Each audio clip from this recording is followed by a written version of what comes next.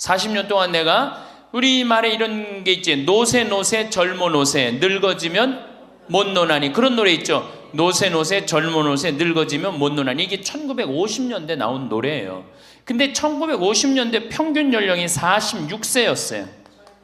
그러니까 늙을 때까지 살았어 못 살았어요? 뭐 60 동네에서 아까 말씀드렸듯이 하나둘이에요. 하나둘. 그러니까 노세 젊어 노세 늙어지면 못 노나니. 왜 못 놀아? 빨리 죽으니까.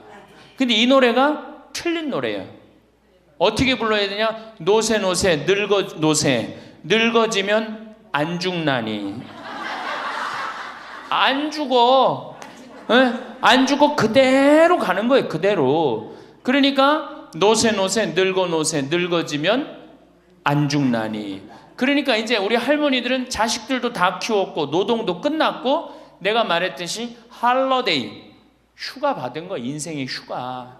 이 휴가 받은 이 인생 동안 뒷방에 쭈그리고 살 것이냐, 다녀보지 못한 데 다니고 먹고 싶은 거 못 먹은 거 먹고 다닐 거냐는 누가 결정하냐면 할머니들이 결정하는 거예요. 할머니들이. 예. 내가 남은 이 재산을 가지고 정말로 즐겁게 쓰다가 죽을 땐 정말 행복하게 죽을 거냐, 아니면 70부터 90까지 뒷방에 쭈그리고 앉아서 원망만 하고 저주만 하다가 죽을 거냐. 이게 차원이 굉장히 틀린 거예요.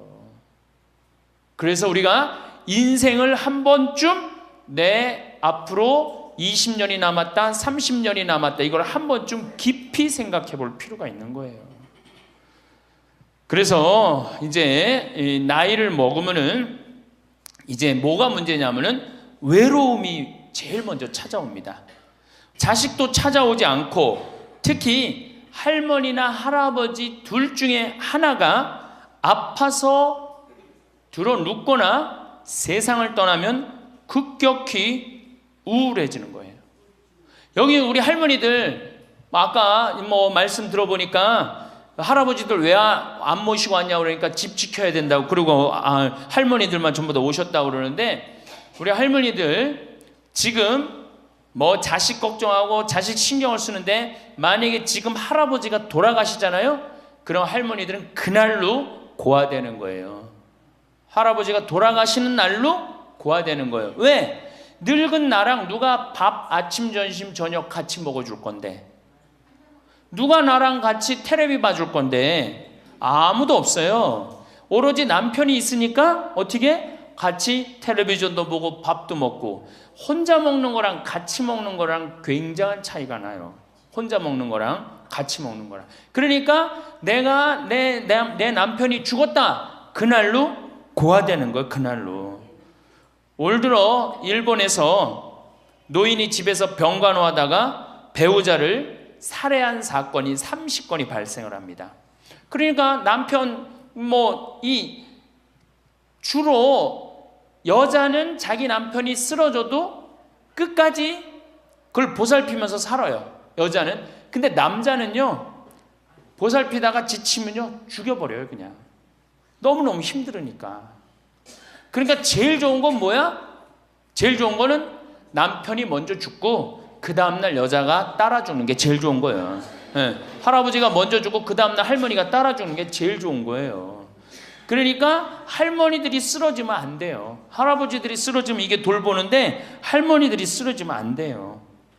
이제는 정말로 이 노년에 이게 지금 죽느냐 사느냐의 문제야. 외롭고 안 외로우냐의 문제. 이거 외로운 것처럼 무서운 병이 없어요. 제가 여기 생태마을에 혼자 밥 먹잖아요. 사정원에서 혼자 밥 먹어요. 그러면 혼자 밥 먹는 게 뭐가 재밌어요? 작년에 우리 집에 안식년하는 신부님이 두 분이 와 계신데, 두 분하고 이렇게 밥 먹는데 밥 먹는 시간이 너무 재밌는 거예요. 얘기도 하고 뭐 누구 흉도 보고 뭐 무슨 일 얘기 잘 모르는 정보도 얘기하고, 너무 텔레비전도요. 저는 혼자 텔레비전 보면 재밌을 것 같아요? 재미없어요. 나는 우차사나 개그 콘서트를 한 번도 본 적이 없어요. 근데 안식년하는 신부님 오고 난 다음부터 아내가 우차사를 1년 내내 봤다니까. 혼자 보고 웃는 건 그거는 정말로 이상하잖아요. 혼자 보고 막 방에서 혼자 깔깔고 미친 거죠. 혼자 보고 웃고. 근데 신부님하고 우리 나하고 안식년한 이용삼 신부님하고 같이 1년 동안 저녁에 우차사를 봐도 재밌고 뭘 봐도 재밌는 거야. 둘이가 그래서 좋은 거예요. 신부 그냥 혼자 밥 세끼 먹고 혼자 저녁에 텔레비전 보고 정말로 그거 쉬운 게 아니거든요. 근데 할머니들은 나는 원래 처음부터 그랬으니까 그거를 했는데 둘이 텔레비전 보고 둘이 밥 먹다가 어느 날 갑자기 둘 중에 하나가 죽었다. 그럼 그날로 고아되는 거예요. 그 외로운 시간을 자식들이 이해하지 못한단 말이에요. 절대 이해하지 못해요. 그래서 다정하게 와서 아침부터 저녁까지 있었던 일을 얘기하겠어요? 뭘 얘기하겠어요? 근데 우리나라는 이 부부가 60 넘은 부부가 애인같이 살아야 되는데 이건 애인같이 사는 게 아니라 왼수같이 살아요. 그래요, 안 그래요? 왜? 우리는 결혼하자마자 어떻게 했어? 자식 키우느냐고 엄마는 정신없이 바쁘고 아빠는 나가서 돈 버느냐고 정신없이 바빴어요. 그래갖고 둘이서 데이트할 기회가 없었어. 연애할 시간이 없었어. 근데 어느 날 갑자기 그래서 우리나라는 안사람 바깥사람 그랬잖아요. 근데 어느 날 갑자기 바깥사람이 이게 안 죽으면서 당신이 이제 사회에서 필요 없으니까 어떻게 해라, 집으로 가라. 그래갖고 집에 들어가고 안방에 들어와서 안사람이 되는 거예요. 평생 사랑한다는 말 한 번 안 하고 다정하게 뽀뽀 한 번 안 했는데 이게 둘이서 같이 사니 이게 집안이 평화로워요? 안 평화롭지?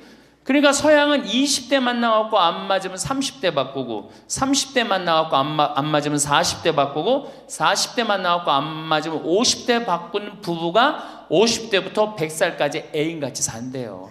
소중함을 알아서. 근데 우리는 20대부터 50대까지 한 번도 안 바꾸는 거야. 한 번도 안 바꾸고 어느 날 갑자기 바깥에서 전심 저녁 먹고 들어오던 사람을 이게 밥 새끼를 다 차려줘야 되니 이게 쉬워요? 쉽지 않지. 그러니까 왼수라고 그러는 거지. 왼수. 애인이 아니고. 방도 어떻게 써? 아니 늙어서 안 그래도 외로운데 방도 그 아파트에서 둘만 사니까 할머니는 안방에서 자고 할아버지는 뒷방에서 자고 잠도 따로 자고 이거 뭐 같이 사나 마나야. 그 지금 우리 할머니들 보약을 해줘도 누구한테 해주는 게 제일 좋아요? 할아버지한테 해줘야 돼요. 다정하게 해줘야 돼요. 그 있는 것 자체만 해도 얼마나 큰 위안인데요. 제가 87년도에 이 노원에 있는 그러니까 옛날에 이 상계동, 하계동 이렇던데요. 거기 맹인 재활원이 있었어요. 근데 내가 맹인 재활원에 이렇게 거기서 이제 근무를 했었을 때 거기에 부부가 있었는데 남편이 죽었어요. 남편이 죽어갖고 내가 뭐 정말 염도해주고 그냥 성가도 잘 해주고 그랬는데 그 눈이 먼 그 자매가 그 방을 바꿔달라는 거예요. 그래서 왜 바꾸냐 그랬더니 여길 가도 남편 냄새, 저길 가도 남편 냄새. 남편이 너무 그리워서 못 살겠다는 거예요. 그러니까 그냥 지금은 소용이 없는 것 같지. 그렇죠? 빨리 죽었으면 좋겠고 귀찮지. 밥 새끼 해주는 거. 그런데 그 묵뚝뚝한 할아버지가 없으면요 정말로 외로워지는 거예요. 그러니까 할아버지들한테 좀 잘하세요. 자식한테 신경 쓸 거 할아버지한테 한 번만 더 신경 쓰세요. 진짜 지금 중요한 동반자는 누구야? 할아버지들이야. 구박 좀 하지 말고. 노년처럼 축복받은 삶이 어디 있어요? 저는요 여러분들처럼 80까지 사는 게 원이에요. 사는 게 얼마나 좋은데요. 사는 게. 제가 신학생 때 몸이 안 좋았어요. 건강이 안 좋았어요. 우리 뭐 15년 전에 우리 할머니들 나 봤을 때 내가 47kg였어. 47kg. 근데 지금 57kg야. 그러니까 신학생 때 내 이 허리띠가 여기에 정상적으로 있었던 적이 없어요. 여기 앉아있으면 여기 어디가 있고 딴 날은 여기가 있고 허리띠가 제자리를 잡은 적이 한 번도 없어요. 그러니까 내 동창 신부들이 이제 내일 모레 오는 호계동에 우리 최영남 신부하고 작년에 나하고 같이 살던 이용삼 신부가 신학생 때 그랬어요. 너 신부 돼갖고 40살까지 살면 이별 여행 가준다 그랬어요. 40살까지만 살아라 이거지. 그때까지 못 살 줄 알았거든. 내일 모레 죽을 것 같이 보였거든요. 그래서 40살까지 살면은 큰 컨테이너 트럭 하나 거기다가 먹을 거 침대 다 해갖고 세계 구경시켜주겠다 그랬어요. 근데 내가 신부가 되고부터 건강해지기 시작하는 거예요. 그러더니 그 비산동에서도 좀 건강해졌는데, 이제는 여기 이제 평창에 와서 흙집에서 사니까 완전 건강해진 거예요. 그래서 내 목표가 40에서 바뀌었어요. 80으로. 왜? 이게 건강하고 보니까 사는 게 너무너무 좋은 거예요. 밥도 맛있고, 매일매일 이렇게 행복할 수가 없어. 이게 오래 사는 건 큰 축복이에요. 할머니, 할아버지들 지금 6.25 전쟁 통해 안 죽었지, 교통사고로 안 죽었지, 암으로 안 죽었지, 지금까지 사는 건 하느님의 은총, 축복 아니면 지금까지 못 살아요. 이 좋은 축복의 시간을 어떻게 살아야 돼? 행복하게 살아야 될 거 아니야. 그러니까 이 행복한 방법을 잘 알아야 돼요. 근데 노년에는 스스로 잃어버리는 게 너무 많다고 생각을 해요. 나이를 먹을수록 우리는 더 많은 슬픔을 견뎌야 하고 더 많은 것을 잃는다. 상실은 그야말로 노년의 가장 두드러진 단면이다. 친구들, 친척들, 배우자, 심지어 자녀들이 먼저 갈지도 모른다. 어제 100살 먹은 할머니 얘기를 들어보니까 자식들이 다 먼저 갔다는 거예요. 그러니까 먼저 가는 경우도 있어요. 지금 안 죽으니까. 그럴 때는 그 상실감이 훨씬 더 크다는 거예요. 그러니까 외로움이 점점 나이를 먹으면 먹을수록 증가하는 거죠. 외로움, 고독, 제일 무서운 거예요. 나이 먹어서. 상실은 단순히 죽음만을 뜻하지 않는다. 삶의 모든 측면이 상실의 영향을 받는 듯하다. 상실은 사회적, 경제적인 것에 국한되지 않는다. 그러니까 자꾸 내가 잃어가는 거, 육체적인 상실도 있다. 눈이 침침해지고 독서나 운전이 어려워져서 많은 즐거움을 주었던 활동이 곤란해진다.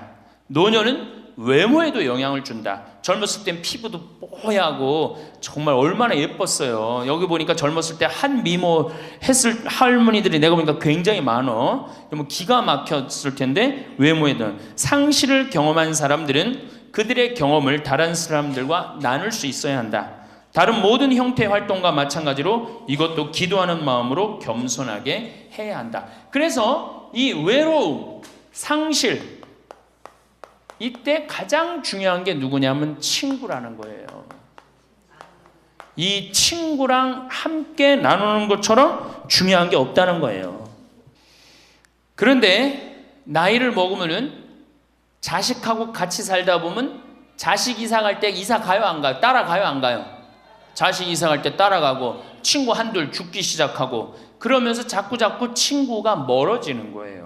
이거 굉장히 안 좋은 거예요. 그래서 저도 우리 어머니 아버지 지금 수원 정자동에 사는데 아무데도 이사 가는 걸 제가 권하지 않아요. 거기서 30년 동안 살았는데 거기 친구들이 얼마나 많아요. 친구들하고 같이 살다가 친구들하고 어울려서 얘기도 하고 칼국수도 먹고 술도 한잔하고 그러시다가 그 동네에서 돌아가시라는 거예요. 미국 하버드 대학에서 이런 프로그램이 나왔어요. 그래서 살던 데서 죽도록. 우리가 늙으면 양로원 가면 되지 뭐 이러는 생각 많이 하시죠? 그런데 미국에서는 양로원 가는 게 10%도 안 돼요. 다 자기 살던 집에서 죽어요. 그게 가장 노년에 좋다는 거예요. 그러니까 할머니들도 어디 이사 갈 생각하지 말고 어떻게 살던 데서 살다가 죽는 게 제일 좋은 거예요. 누구랑? 친구랑. 아니 손자가 같이 놀아줘, 아들이 같이 놀아줘. 손자는 학원 다니기 바쁘고 학교 다니기 바쁘고 근데 언제 같이 놀아줘? 그놈은 손자한테 용돈 줄 돈 있으면 그 돈 가지고 친구하고 냉면 사 먹는 게 훨씬 나은 거예요. 정신 똑바로 차려요. 지금 막걸리 먹고 해롱해롱 할 때가 아니에요 지금.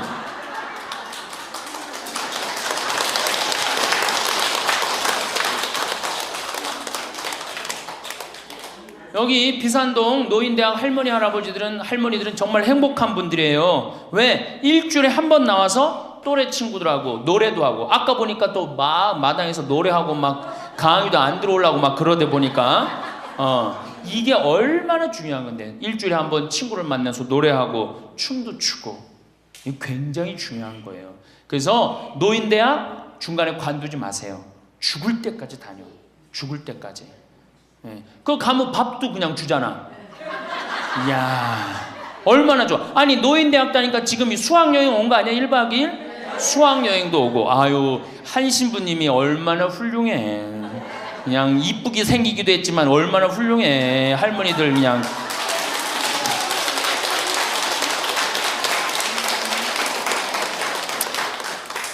그래서 나는 우리나라 교육제도에 불만이 굉장히 많아요.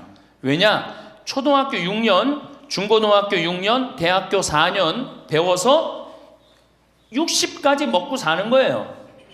그렇죠? 초등학교 6년, 중고등학교 6년, 대학교 4년 배워서 60까지 울고 먹는 거예요. 그럼 25에서 60까지, 그 보통 한 30살 되면은 한 30년 울고 먹고 사는 거예요. 자, 60부터 지금 100살까지 살아. 그럼 몇 년이야? 40년이죠? 이 40년 울고 먹으려면 어떻게 해야 돼? 다시 학교 다녀야 돼요. 배워야 된다는 얘기예요. 그래서 여러분들 지금 대학 다니는 거 아니야? 노인대학? 그렇죠? 그러니까 이 노인대학이 천주교가 제일 잘하는 것 중에 하나가 뭐예요 지금? 노인대학이에요. 정말로 잘하고 있는 거예요. 저는 우리나라 교육제도에 불만이 많은 사람이에요. 초등학교 6년, 중고등학교 6년, 대학교 4년을 배워서 60까지 산다면 60부터 100살까지 살려면 정규 학교가 생겨야 돼. 60부터 3년, 4년제 학교를 다녀야 돼. 그래서 지금 초등학교를 세우는 게 중요한 게 아니라 시니어, 노인 대학을 전부 다 동네마다 학교에 세워갖고 60살 되면은 아예 여기 의무 교육을 해야 돼. 4년 동안 배워갖고 나머지 100년, 40년 살 거를 재산 관리는 어떻게 하고, 건강 관리는 어떻게 하고, 친구 관리는 어떻게 하고, 본인이 이제까지 살아온 그 재능을 어떻게 키워주는 거. 그래서 이 학교 안 나오면 살지 말어. 100살까지. 60살 넘어서 이 학교, 정규 학교 졸업하고 나면은 100살까지 살 자격증을 줘야 돼요. 그럼 모르고 그냥 살면 어떻게 해. 그래서 저는 이 정규 학교, 우리나라가 진짜 훌륭한 나라 되려면은 60살 넘어서 동네마다 정규 학교 난 세워야 된다고 생각해. 그리고 이 졸업장을 가져야만이 100살까지 살아야 돼요. 지금 한심하게 사는 할머니들 얼마나 많아요. 얼마 전에도 어떤 남편이 굉장히 훌륭한 남편인데 돌아가셨어요. 근데 재산을 확실하게 정리를 못하고 죽은 거예요. 그 할머니 혼자 남았는데 자식이 서로 재산 분가한다고 싸워갖고 재판에 걸어갖고 할머니가 여기 가서 재판정에 서고 저기 가서 재판정에 서고.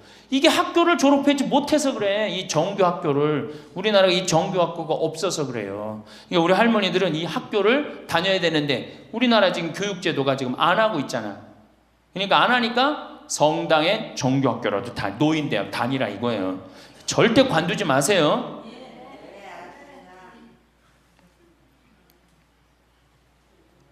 호주에서는 다른 사람 절대 안 만난 할머니가 돌아가셨는데 어떻게 6개월 동안 그 할머니가 죽었는지 아무도 모르는 거예요.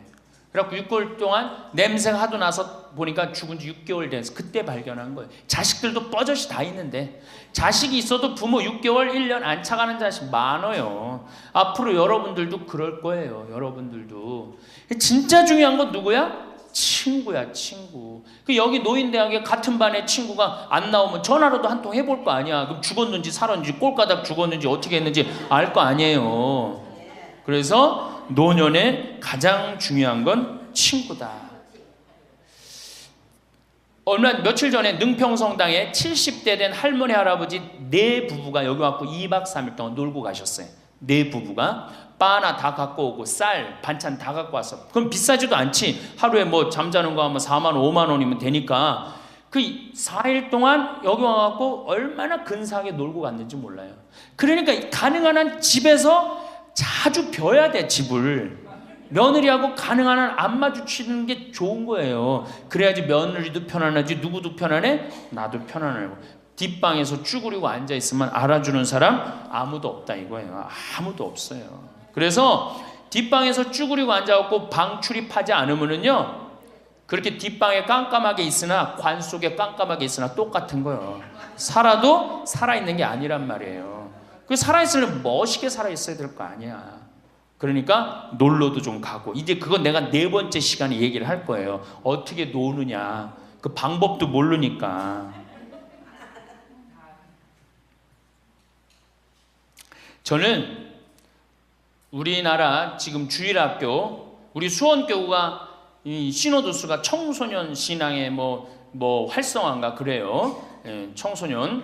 근데 주일학교는 난 굉장히 회의적이에요. 왜냐하면 우리나라 교육제도에서요, 신앙생활을 잘할 수 있는 교육제도가 아니에요. 우리나라 교육제도가 학원 죽으라고 다니고 그렇게 지쳤는데 토요일날 일요일날 겨우 쉴만하는데 성당 가고 점점 성당이 부담스럽잖아요. 그러니까 주일학교에 있는 돈 없는 돈 다 쏟아넣어. 보좌신부가 그냥 총력을 기울여. 주일학교에 그 6학년 졸업하고 나면은 이놈들이 중고등학교 가면요, 학원 다니고 대학 가야 된다고 성당 다 안 나와요. 그러니까 초등학교가 1000명이면은 중고등학교는 100명으로 줄어들어요. 여기다 뭘 돈을 쏟아넣고 그래. 주일학교 2박 3일 여름 피정 데리고 가는 것보다 진짜 중요한 건 노인대학이야. 노인대학은요, 줄어들지도 않아. 죽지도 않으니까 줄어들지도 않고 그대로 가는 거야. 얼마나 좋아. 그리고 성당 평일 미사 다 메우는 사람들 누구야? 할머니 할아버지들 아니야. 주일날 성당 다 메우는 사람들 누구야? 연령 저 초상 남은 거기 갖고 연도 다 바치는 사람들 누구야? 이게 노인처럼 중요한 게 없는 거야. 그러니까 보좌신부는 주일학교 애들을 위한 보좌신부가 아니고 누구를 위한 보좌신부여야 돼? 노인댁을 위한. 이 새파란 신부가 와서 할머니들한테 재롱 피면 좋아 안 좋아? 그냥 우리 할머니들 보좌신부 보기만 해도 좋죠? 근데 왜 그 보좌신부를 주일학교 애들한테 쏟아 넣느냐고. 참 진짜 노인대학이 중요한 거예요. 그래서 우리 할머니 할아버지들 이거 관두지 말고 꼭 열심히 다니세요. 아셨어요? 네. 자, 이제 노년의 첫 번째, 외롭다. 말씀드렸어요. 외롭다. 예. 두 번째로는 노년에 이 자식들하고 문제예요. 자식들하고 갈등이 생기기 시작해요. 내가 이렇게 많이 쏟아 넣었는데 너는 나한테 해주는 게 뭐가 있느냐. 이렇게 계속 섭섭해요. 근데 사실 자식들도 살기 힘들어요. 생각해봐. 자식들 아파트 청약 보야지. 애들 학원 보내야지. 전기세 내야지. 전화비 내야지. 먹어야지. 그렇죠? 그 자가용 타고 다니면서 기름값 올라가면 기름값 내야지. 아프면 또 병원 가야지. 대충 따져보니까 한 달에 최소한 라면만 먹어도요 150만 원에서 180만 원이 들어가요. 그럼 나 먹고 살기도 힘든데 죽지도 않는 어머니 아버지 오랫동안 계속 잘 모실 수 있어요? 잘 모실 수가 없어요. 그걸 바라는 것도 사실은 미안한 거예요. 그러니까 이제는 내가 나이가 70이 됐다 그러면은 자식은 자식, 내 인생은 내 인생, 서로 분리해서 사는 거예요. 내가 늙어서 자식한테 기대서 자식한테 피해 안 주는 게 결국 누구 도와주는 거야? 자식 도와주는 거예요. 혹시 여기 할머니 할아버지들 중에, 할머니들 중에 내가 그런 의식이 있다, 내가 늙어서 자식한테 호강을 받아야 되겠다, 이런 의식이 있으면 빨리 버리세요. 이제 나 혼자 내 인생 살아가야 된다. 그게 가장 중요한 생각이에요. 그래야지 나중에 자식도 부모한테 계속 사랑을 할 수가 있어요. 가기만 하면 원망하고, 이번 추석 때도 그런 사람들 많을 거야. 많이 싸웠을 거야. 응? 옆집 할망구는 아들이 와갖고 냉면도 사주고 갈비도 사줬다는데 나는 큰아들이 사줄래나 둘째 아들이 사줄래나 막내딸이 사줄래나, 근데 나한테 사주는 놈 한 놈 없다. 그러면 자식들이 지겨운 거예요. 하루 이틀 그 소리 하는 것도 아니고. 나는요, 냉면 먹고 싶으면요 내 돈 주고 내가 가서 사 먹어요. 냉면 먹고 싶은 거 누구만 알아? 내가 지금 냉면 먹고 싶은 거 누구만 알아? 나만 아는 거야. 나만 아니까 누가 나한테 사줘야 돼? 내가 나한테 사줘야 되는 거야. 내가 나한테. 누구한테 그걸 사주기를 원해? 70, 80이 돼서. 그래서 제발 재산, 집 자식한테 물려줄 생각하지 말고 집 은행에 담보로 맡기고 쓰다가 통장에 얼마만 남기고 주고? 이제 교육의 효과가 나옵니다. 500만 원만 남기고 죽어요. 모자라는 거는 뭘로 충당하면 돼? 부조금으로 충당하면 돼. 그 죽을 땐 어떻게 죽어? 꼴가닥 죽으면 돼요. 자, 미국은 집으로 깔고 있는 게 30%, 금융자산이 70%예요. 할머니, 할아버지들이. 집으로 깔고 있는 게 30%, 금융자산이 70%예요. 그래갖고 70%를 쓰다가 죽어요, 미국은. 우리나라는 집으로 깔고 있는 게 90%, 금융자산이 10%야. 그러니까 뭐 하고 싶어도 돈 있어요, 없어요? 돈이 없는 거야. 오로지 뭐만 하나 쥐고 앉아 있는 거야? 집만 하나 쥐고 앉아 있는 거야. 그 쥐고 앉아서 죽을 때 누구한테 물려주려고? 자식한테 물려주려고. 그런데 문제는 뭐냐? 자식이 그 집을 물려받을 때 몇 살이에요? 70이에요. 내가 90에서 지금 대개 100살에 죽는단 말이야. 그럼 자식이 몇 살에 그 집 물려받아? 70에 물려받아. 70에 물려받을 의미가 있어요, 없어요? 의미가 없어요. 차라리 이 집 정리해갖고 나도 맛있는 거 먹고 구경하고 싶은 거 구경하고 돌아다니고 싶은 거 돌아다니다가 자식한테 자식도 같이 쓰다가 죽는 게 낫지. 집 남겨놓으면 반은 국가가 갖고 가고 반은 네가 더 갖느냐 내가 더 갖느냐 싸운단 말이에요. 반은. 우리 어머니 아버지를 제가 작년에 성지순례를 모시고 왔어요. 근데 어머니 아버지한테 그랬어. 어머니, 예수님 태어난 데는 봐야 될 거 아니냐. 아버지, 이 교황님 사는 베드로 성전은 봐야 될 거 아니야. 그렇게 신앙생활을 했으면은. 근데 아버님이 77, 어머니가 75이었을 때 내가 모시고 왔어요. 그랬더니 어머니가 그러는 거야.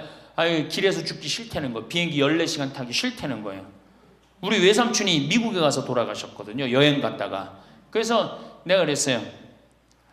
걱정하지 말라고. 그리고 자식들이 이미 돈을 다 모아놨기 때문에 어머니 아버지 이거 취소하면 안 된다고. 그래 3달 전에 가서 말씀을 드리니 2달 전에 집에 가보니까 어머니 아버지가 손잡고 산에 올라갔다 내려갔다 하더라고. 길에서 안 죽으려고. 한 달 전에 가보니까 여행 옷 다 입고 뭐 운동화도 다 했어요. 제가 여행을 모시고 갔는데 비행기에선 잘 자고 중간에 뭐 2번에 밥 나오네 2번 다 먹고 또 잘 주무시고 성지에 딱 그 순례를 하는데 제일 먼저 일어나고 제일 앞장서서 걸어가고 제일 잘 먹는 거 잠도 잘 자고. 누가 77이라고 그래요. 그래갖고 토요일날 밤 10시에 집에 들어왔어요. 한국에 들어와갖고 나하고 한 15분이 우리 어머니 아버지하고 성주순례를 갔는데 다음날 10시에 내가 전화를 했어요. 10시에 전화를 했는데 성주순례 갔다 온 분들 다 괜찮은가 확인했는데 다 비몽사몽 전화를 받는 거예요. 40대 50대 된 분들이 갔었는데 근데 집에 전화했는데 어머니 아버지가 전화를 안 받는 거예요. 걱정이 되고 계속 전화를 했는데 2시에 이제 통화가 됐어요. 아유, 왜 전화 안 받느냐고. 아버지는 약수터에 물 들어가고요. 어머니는 머리하러 가신 거야. 그렇게 13일 동안을 여행을 갔다 오고 다음 날도 안 죽어요. 지금 77, 75 말도 아니에요. 그렇게 모시고 여행을 갔다 왔더니 지난달에 내가 집에 가고 어머니 아버지하고 전심 같이 갈비 먹었어요. 그야말로 갈비를 먹는데 어머니가 그러는 거예요. 신부님, 작년에 신부님이 저기 막 성주순례 유럽 갔다 온다고 여행 가방을 이쁜 걸 사주었는데 집에 그 여행 가방이 이렇게 앉아 있는데 여행 가방이 너무 아깝다고. 저 여행 가방이 또 가자 이거지.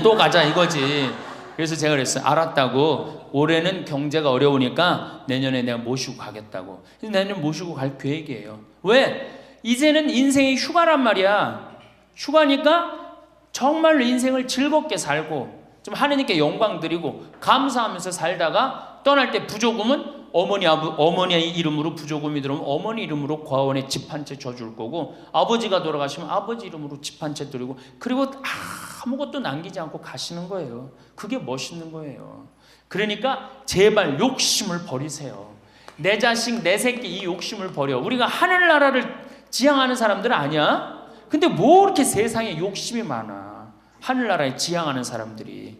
그러니까 돌아가실 때는 누구한테 돌아가? 난 이 돌아간다는 말 참 좋아해요. 죽었다는 말보다 돌아간다는 말을 참. 어디로 돌아가? 하느님한테로 돌아가는 거예요. 돌아갈 때는 하느님한테 돌아갈 때는 좀 자신 있게 돌아가야 될 거 아니야. 세상에 다 묻어놓고 그냥 빈털터리로 너 나한테 한 게 뭐 있냐? 난 자식한테 다 주고 왔습니다.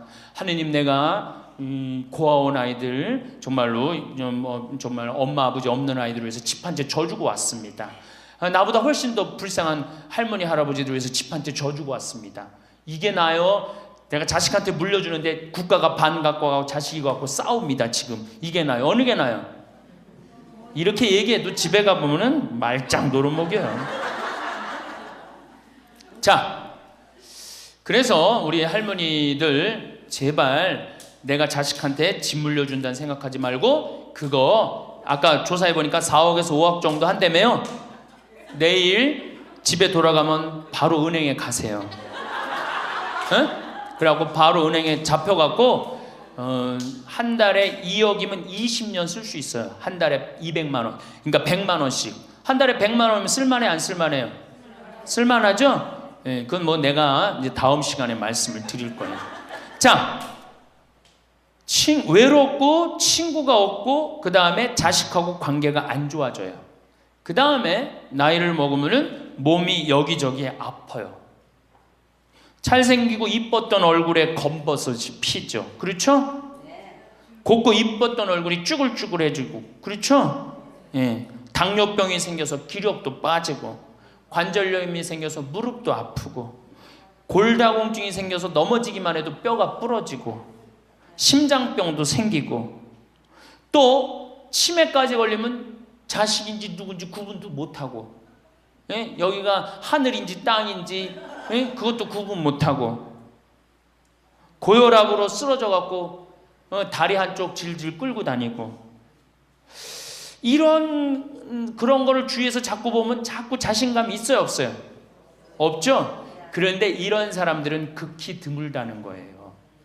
미국의 95%는 건강하게 살아요. 그리고 여기 있는 할머니들은 지금 안양에서부터 여기까지 관광버스 타고 2시간 반 동안 왔죠?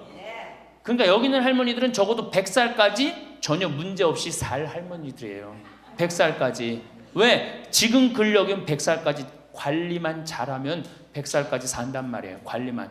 그리고 살다가 죽을 때는 어떻게 죽을 수 있는 가능성이 많은 할머니들이야? 꼴까닥 죽을 수 있는 가능성이 많은 할머니들이에요. 자, 그러니까 할머니들이 이제 운동을 잘 하셔야 돼요. 그냥 늙었다고 난 늙었다 이걸로 끝나는 게 아니에요. 우리 할머니들, 며느리들한테 섭섭한 할머니들 많죠? 100명이면 99명이 며느리한테 섭섭해요. 100명이. 맞죠? 네. 아유, 솔직해네. 비산동 할머니들이. 왜 내가 100명이면 99명이 며느리한테 섭섭하냐면, 내가 고해성사를 들어보면요, 내가 비산동에 있을 때 16,000명이었지 교우들이. 고해성사 무지하게 많이 들어봤어요. 할머니들이 오면 고해성사의 100%가 다 며느리 욕이에요. 며느리 욕. 뭐 며느리가 얼마나 못되게 한 거 뭐 다 얘기해요. 그럼 내가 뭐라 그래? 할머니 요새 Yeah, yeah, yeah, yeah.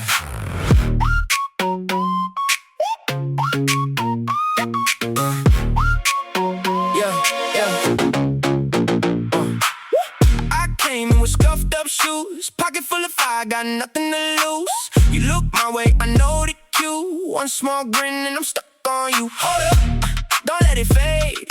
One more step and we're both in the game. Hold up, say my name. I like the way you pull me in that way.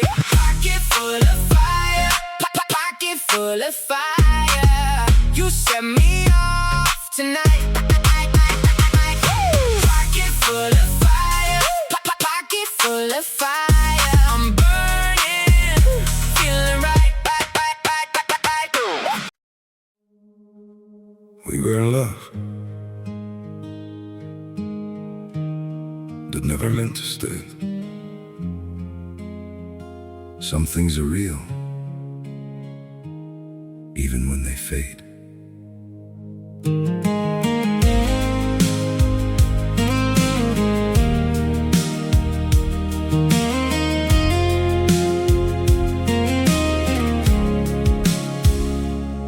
I used to think if we kept holding on, we could bend the truth somehow.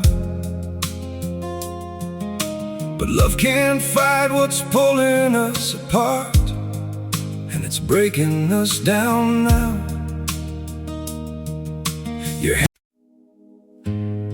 We had it all, or at least it felt that way. Now it's just silence. where your voice used to stay. I still replay the nights we couldn't sleep, talking about a life we chased somehow. We were building dreams on fragile ground, didn't see them breaking down till now. Your shadow lingers in the air I breathe, like a song that never found its end. We kept saying we would never change, now we don't even pretend. Goodbye, my everything, my only. They say letting go makes you lighter. So why does my chest feel heavier every time I try to forget you? I packed away the pictures on the shelf, but somehow you're still everywhere. In every quiet moment I can't escape, you're the echo hanging in the air. I told myself this was the right thing, that love shouldn't feel this hard. But walking away from what we built feels like tearing out apart. We say goodbye just to let go.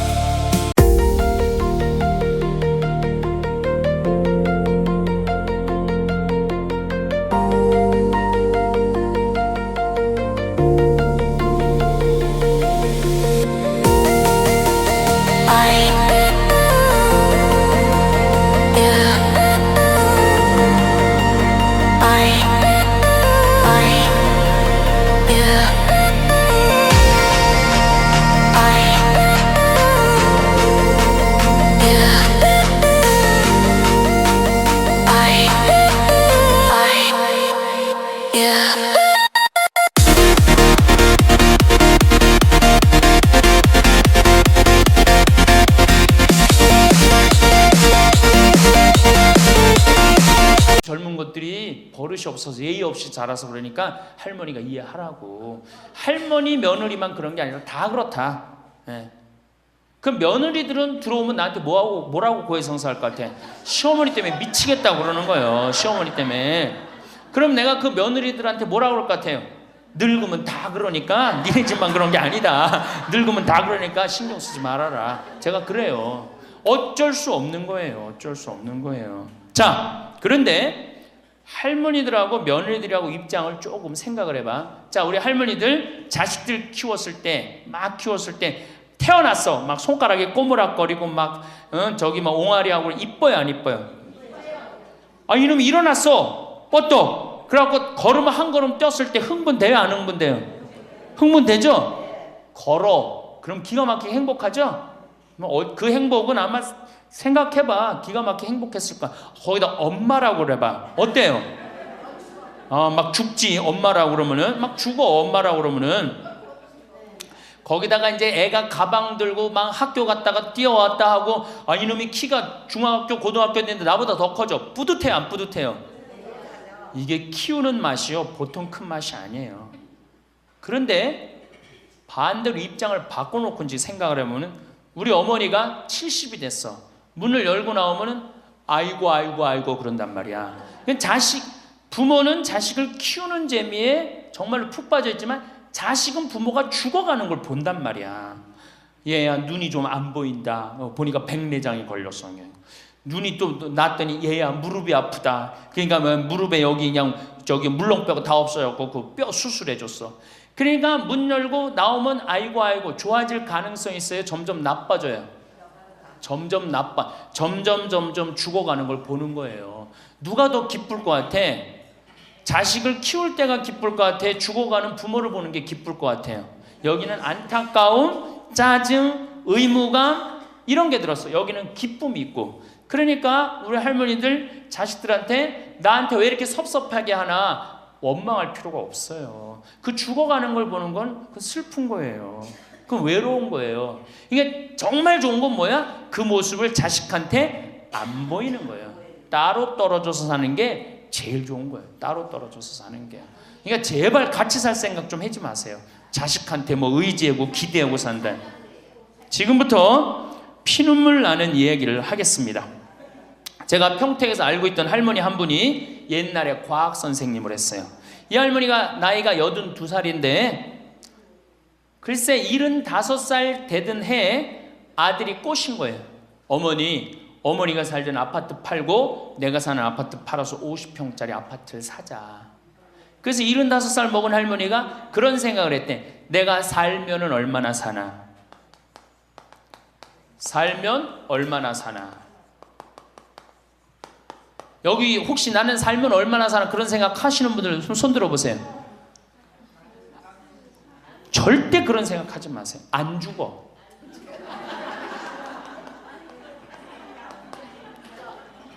얼마 전에 102살 먹은 할머니한테 인터뷰를 했어요. 기자가. 할머니 제일 후회스러운 게 뭐예요? 그랬더니 70살에 그랬대. 내가 살면 얼마나 사나? 내일 모레면 죽겠지. 내일 모레면 죽겠지. 그런 생각을 했대요. 그래서 자식들이 어머니 어디 여행 갑시다. 그럼 내가 살면 얼마나 사는데 무슨 여행이냐. 니네들이나 갔다 와라. 난 여기 있을 테니까. 그러는데 80이 돼도 안 죽더래요. 80이 돼갖고 그런 생각을 했대. 이젠 진짜 내일 모레면 죽을 거다. 내일 모레면 죽을 거다. 어머니 내가 갈비 사드릴 테니까 갈비 니네나 먹으러 가라. 난 내일 모레면 죽을 건데 무슨 갈비가 필요하냐. 그리고 뒷방에 있었다는 거예요. 근데 90이 됐는데 그때도 안 죽더래요. 그래갖고 90이 돼갖고 진짜 내일 모레면 죽을 거다. 진짜 내일 모레. 그리고 100살까지 산 거예요. 이 할머니가. 제일 후회되는 게 뭐냐 그러니까 30년 동안 내일 모레면 죽을 거다. 그리고 뒷방에 앉아있던 게 제일 후회된다는 거예요. 30년이 짧은 세월이에요?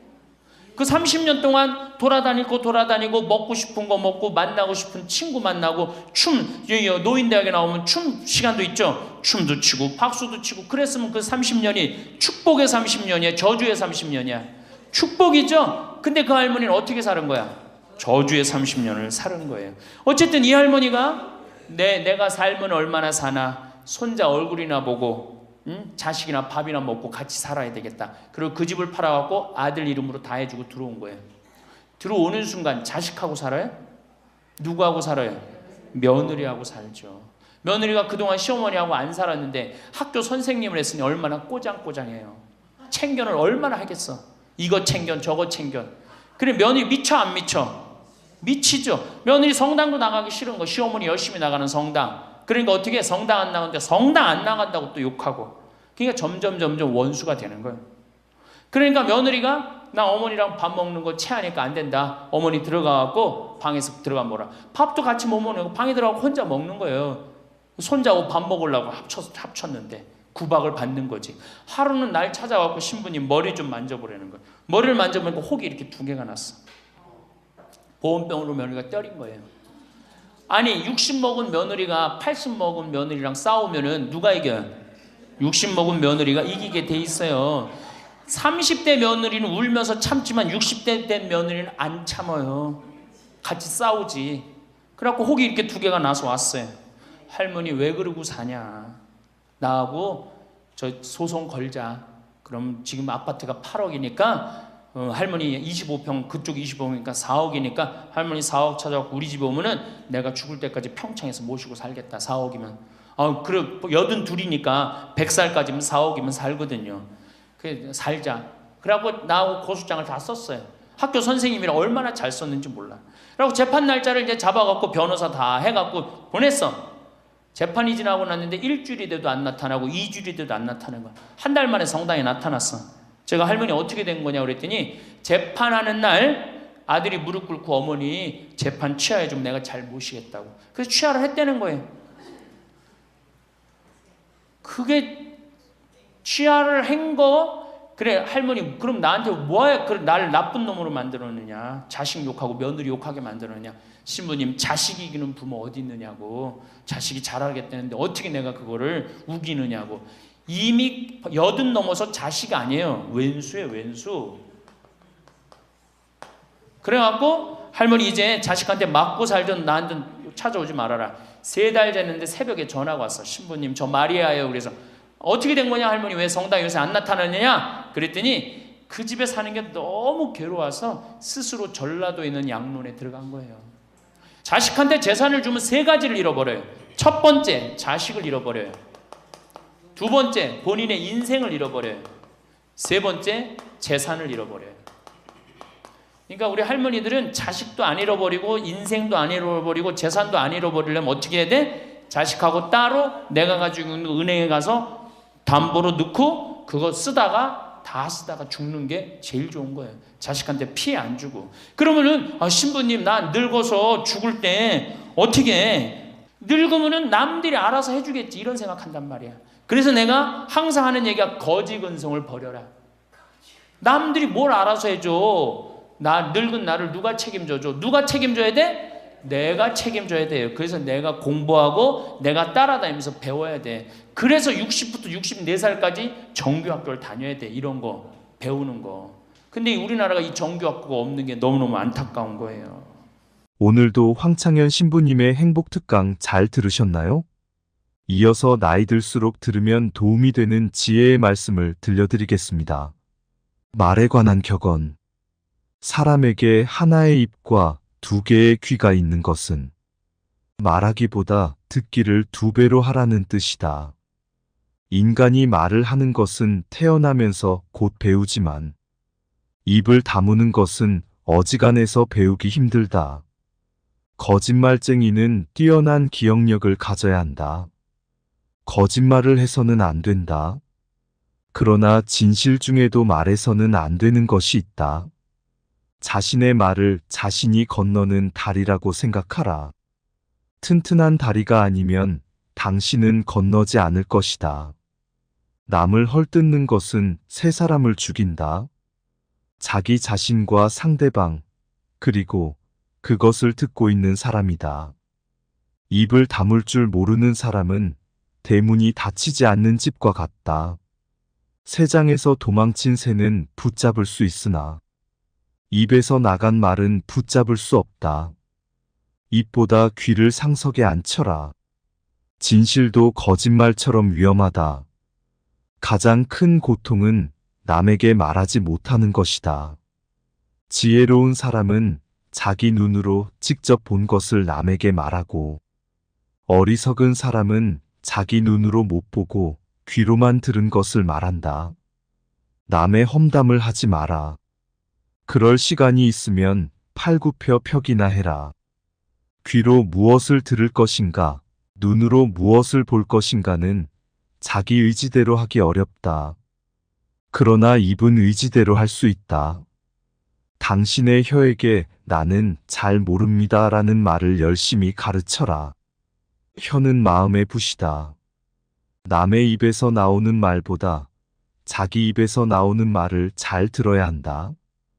고약한 혀는 고약한 손보다 나쁘다. 현명한 말은 현명한 행동보다 못하다. 자신보다 현명한 사람 앞에서는 침묵하라. 한 대 맞은 아픔은 언젠가는 없어지지만 모욕당한 말은 영원히 남는다. 급하게 말하는 사람은 급하게 잘못을 저지른다. 말이 당신의 입안에서 돌고 있을 때 그 말은 당신의 노예이지만 일단 밖으로 튀어나왔을 때는 당신의 주인이 된다. 당신이 비밀을 지키고 있을 때 비밀은 당신의 포로이다. 그러나 당신이 그것을 말해버린 순간부터 당신은 비밀의 포로가 된다. 주위가 환하게 트인 들판이라도 흙이 조금 부풀어 올라 있거든 비밀을 털어놓지 마라. 밤에 이야기할 때는 소리를 낮추고 낮에 이야기할 때는 주위를 살펴라. 현명한 사람은 자기가 무슨 말을 하고 있는지를 알고 있으며 어리석은 사람은 자기가 말하고 있다는 사실만 안다. 침묵도 하나의 대답이다. 침묵은 어진 사람을 더욱 어질게 한다. 그러므로 어리석은 자는 침묵의 소중함을 알지 못한다. 싸움을 잠재우는 가장 좋은 약은 침묵이다. 어리석은 자가 자신의 어리석음을 감추는 것은 쉽다. 입을 꼭 다물고 있으면 된다. 어리석은 사람을 어떻게 분별할 것인가? 어리석은 사람은 수다스럽다. 영혼도 휴식이 필요하기 때문에 인간은 잠을 자는 것이다. 입에도 휴식을 주고 남의 말에 귀를 기울여라. 즐겁게 오래 살고 싶으면 코로 숨을 쉬고 입을 다물어라. 물고기의 입이 낚시 바늘에 걸리듯 인간 또한 입으로 걸려든다. 거짓말쟁이가 받는 가장 큰 벌은 그 사람이 진실을 말했을 때에도 다른 사람이 믿어주지 않는 것이다. 말은 깃털처럼 가벼워서 주워 담기 힘들다. 책임질 수 있는 말만 하라. 당신의 친구는 친구를 가졌고 그 친구도 다른 친구가 있으며 그 친구의 친구도 다른 친구가 있다. 그러므로 당신 친구에게 이야기하는 것을 조심하라. 인간관계에 대한 격언. 신 앞에서는 울고 사람 앞에서는 웃어라. 처음 만나는 사람에게는 따뜻하게 경의를 표하라. 그러나 그만큼 경계하라. 지금 힘이 없는 사람이라고 우습게 보지 말라. 힘없고 어려운 사람은 100번 도와줘라. 그리고 평판이 좋지 않은 사람은 경계하라. 고마우면 고맙다고 미안하면 미안하다고 큰 소리로 말하라. 마음으로만 고맙다고 생각하는 것은 인사가 아니다. 남은 내 마음속까지 읽을 만큼 한가하지 않다. 내 밥값은 내가 내고 남의 밥값도 내가 내라. 남이 내주는 것을 당연하게 생각하지 마라. 그 사람 입장에 서기 전까지 절대 그 사람을 욕하거나 책망하지 말라. 불순한 동기에서 생기는 애정은 그 동기가 사라져갔을 때 죽어버린다. 만나는 모든 사람에게 무엇인가를 배울 수 있는 사람이 세상에서 가장 현명한 사람이다. 사람을 알려면 그의 지갑과 쾌락 그리고 불평을 보라. 상대를 물어뜯을 수 없다면 이를 보이지 말라. 공짜로 처방전을 써주는 의사의 충고는 듣지 마라. 말을 부리려면 채집보다 먹이로 다루는 것이 낫다. 누구든 애교를 떠는 자를 조심하라. 한 손으로 누군가를 밀칠 때는 다른 한 손으로 그 사람을 잡아당겨라. 자신에게 잘해주는 사람을 버리지 마라. 한평생 살아가면서 그런 사람 만나는 건 쉽지 않다. 당신이 남에게 범한 작은 잘못은 큰 것으로 보고 남들이 당신에게 범한 큰 잘못은 작은 것으로 보라. 자기보다 현명한 사람에게 지는 것이 자기보다 어리석은 사람에게 이기는 것보다 이득이다. 상대의 선의를 역으로 이용하지 말라. 먼저 인사하는 사람이 축복도 먼저 받는다. 어리석은 자를 업신 여겨서는 안 된다. 어리석은 자가 있기 때문에 당신은 현명해지는 것이다. 남을 도와줄 때는 화끈하게 도와줘라. 도움을 줄 건지 말 건지 흐지부지하거나 조건을 달지 마라. 괜히 품만 팔고 욕만 먹는다. 고양이와 쥐는 먹이가 된 동물을 함께 먹고 있을 때에는 싸우지 않는다. 조의금을 많이 내라. 사람이 슬프면 조그만 일에도 예민해진다. 어렵고 힘들게 살아가고 있는 사람들에게 관심을 가지고 잘 대해주어라. 그렇지 않은 사람은 경계하라. 나중에 당신이 어려워지면 배신할 사람이다. 두 사람이 싸울 때 먼저 싸움을 포기하는 자가 더 고상한 사람이다. 끝까지 싸워서 원한을 풀고 난 뒤라고 해도 당신의 마음은 개운하지 않을 것이다. 그러나 용서해 준 뒤에 마음은 시원하고 맑다. 파리와 같은 인간은 남의 상처에 모여들고 싶어 한다. 상대에게 한번 속았을 때는 그 사람을 탓하라. 그러나 그 사람에게 2번 속았거든 자신을 탓하라. 도전과 성공에 관한 격언. 이보다 더한 불행은 언제나 있다고 생각하라. 저절로 얻어지는 것은 없다. 단번에 바다를 만들려고 해서는 안 된다. 장미꽃은 가시와 가시 사이에서 피어난다. 세상에는 너무 지나치게 쓰면 안 되는 것이 3가지 있다. 그것은 빵에 넣는 이스트, 소금 그리고 망설임이다. 두 개의 화살을 갖지 마라. 두 번째 화살이 있기 때문에 첫 번째 화살에 집중하지 않게 된다. 먼저 해야 할 일부터 손을 대고 뒤로 미룰 수 있는 것은 마지막에 가서 하라. 작은 불도 큰 것을 태울 수 있다. 세상은 약하지만 강한 것을 두렵게 하는 것이 있다. 첫째 모기는 사자에게 두려움을 준다. 둘째 거머리는 물소에게 두려움을 준다. 셋째 파리는 전갈에게 두려움을 준다. 넷째 거미는 매에게 두려움을 준다.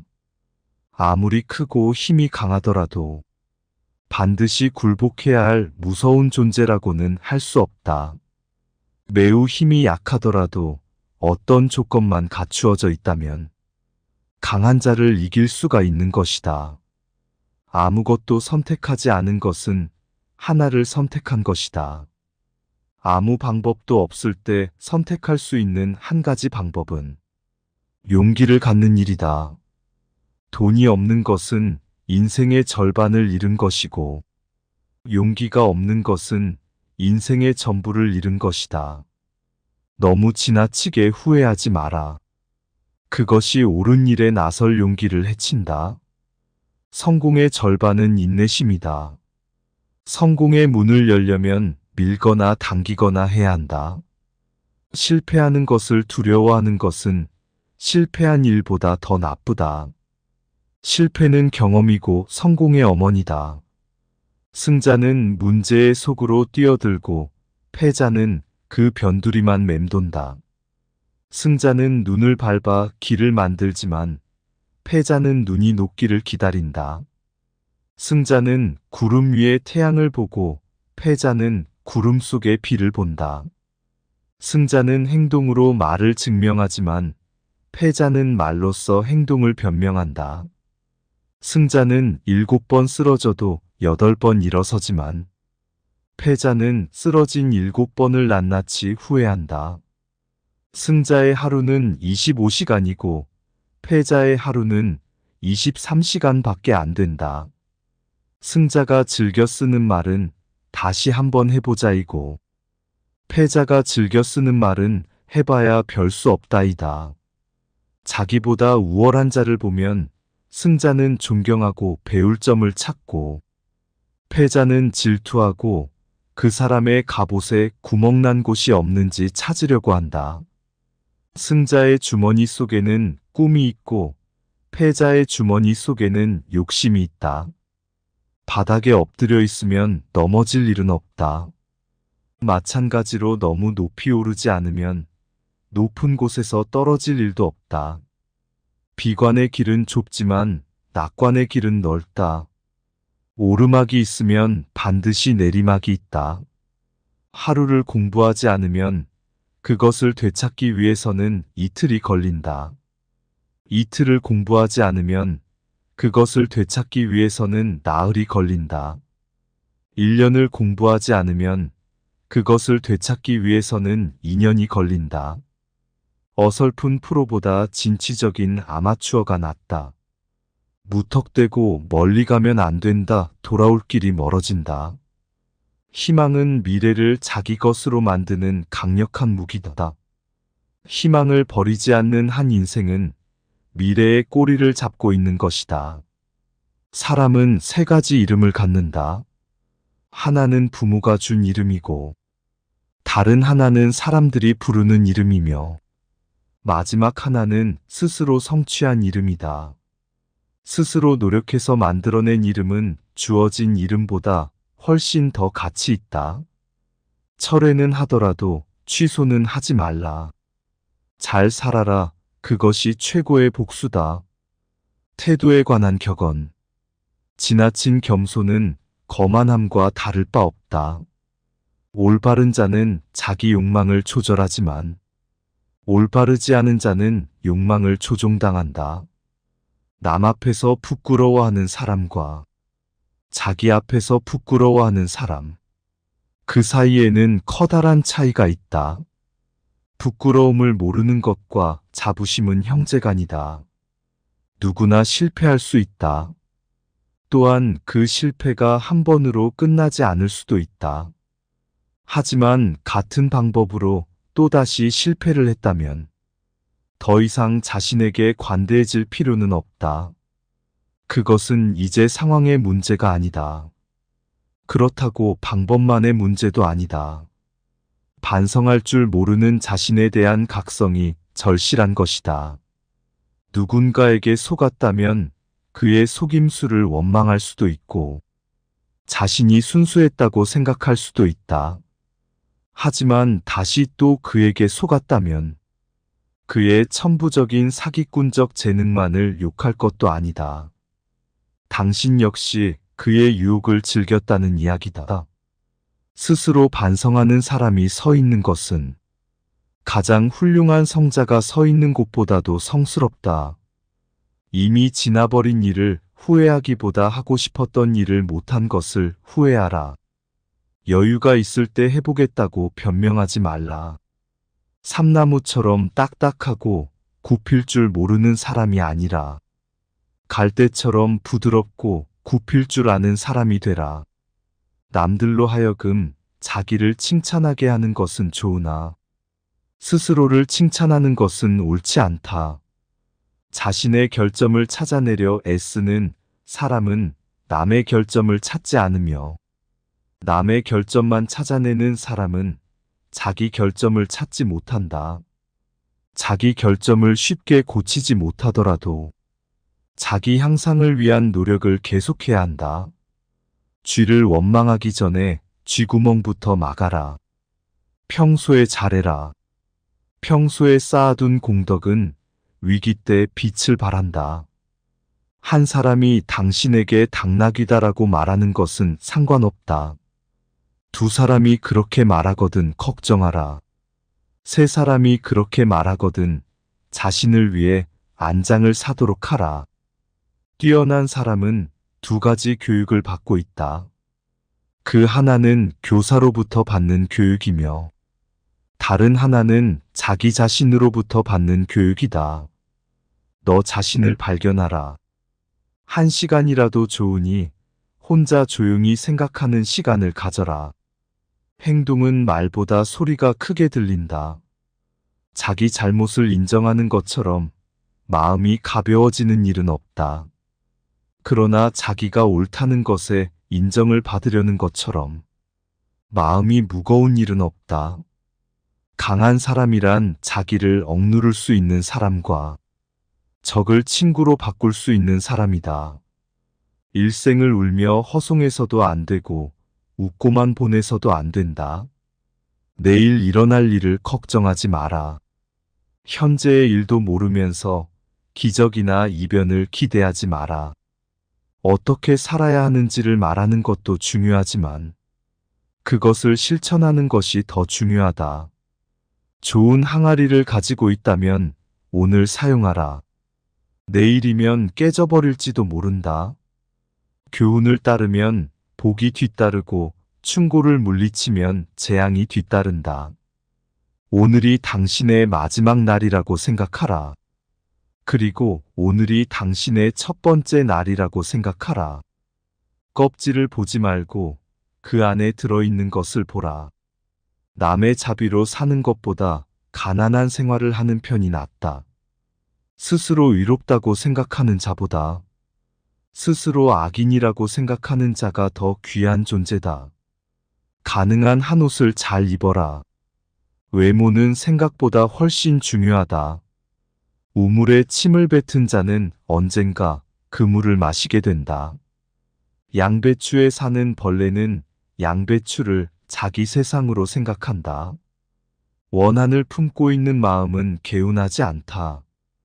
그러나 용서해 준 뒤의 마음은 상쾌하고 맑다. 사람의 마음을 해하는 자는 사람의 몸을 해하는 자보다 죄가 무겁다. 눈과 귀와 코는 스스로 컨트롤할 수 없지만 입과 손과 발은 어떻게든 컨트롤할 수 있다. 보다 풍족한 사람은 자기가 가진 것에 만족할 줄 아는 사람이다. 남들에게 사랑받는 사람은 모든 사람들을 칭찬하는 사람이다. 의지에는 주인이 되고 양심에는 노예가 되라. 선을 행할 때는 그것이 초래하는 어려움과 그것이 가져다 줄 행복을 함께 저울에 올려보고, 악을 행할 때는 일시적인 쾌락이 주는 즐거움과 그것에 뒤따를 불행을 함께 저울에 올려보라. 너의 오른손이 유혹하는 것을 너의 왼손으로 물리쳐라. 원인을 제공했다면 반드시 책임을 져라. 배워서 깨달았으면 즉각 실천에 옮겨라. 손가락이 자유로운 것은 가십을 듣지 않기 위해서이다. 가십이 들리거든 얼른 귀를 막아라. 한 잎에 동전이 들어있는 항아리는 요란스러운 소리를 내지만 동전이 가득 찬 항아리는 조용하다. 몸을 닦는 것은 비누이고 마음을 닦아내는 것은 눈물이다.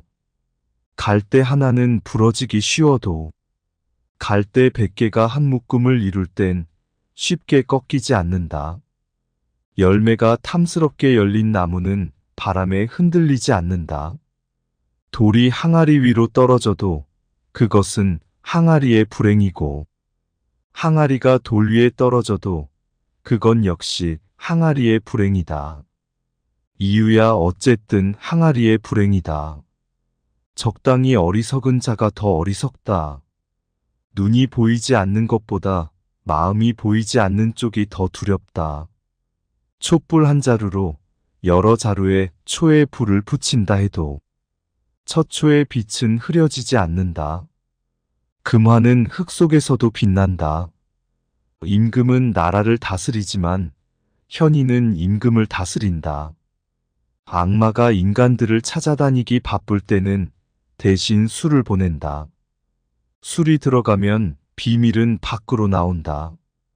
여러분들 친구 집에 음식점에 갔어. 음식점에 가갖고 친구한테 요즘 장사 잘 돼? 그랬더니 친구가 한다는 말이 이명박 정부 들어부터 되는 게 하나도 없어.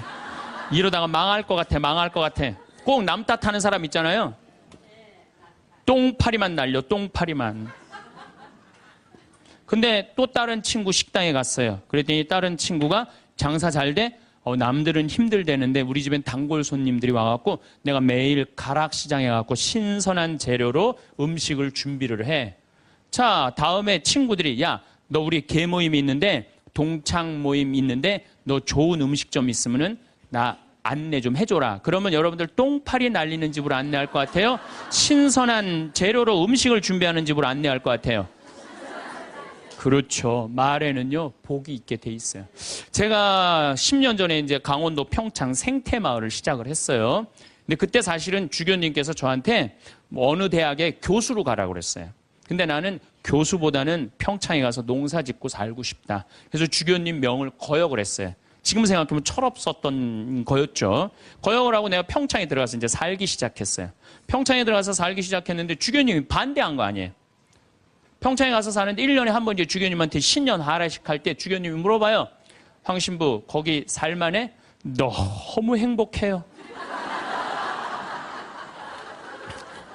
제가 이제 첫해 매주 뛰어갖고 된장, 간장, 고추장 판매하잖아요.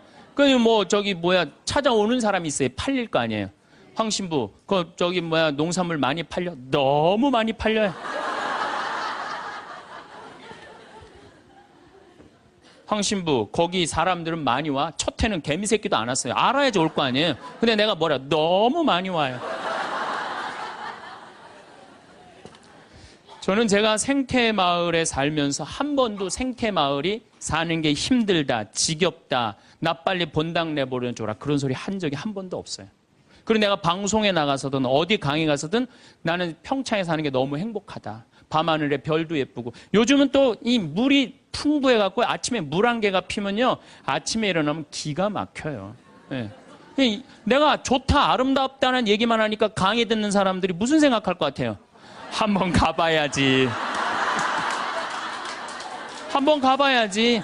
그러니까 첫 해는 1000명 정도밖에 안 왔는데 작년에는 3만 명이 오르더니 올해는 4만 명까지 지금 왔어요. 4만 명. 사람들이 너무 많이 오는 거예요. 말이 뭐를 불러일으켜? 복을 불러일으키는 거, 복을. 근데 우리 직원들한테도 올 연초에도 회의할 때 그랬어요. 올해 느낌이 너무 좋아. 대박 터질 것 같아. 너희들 열심히 준비해. 근데 내가 우리 직원들한테 회의할 때 니네들 이렇게 하면 망한다. 니네들 똑바로 해. 망할 것 같으니까 똑바로 해. 그럼 이 직원들은요. 집에 가갖고 직장 알아봐요. 곧 망할 직장에 마음이 가겠어요?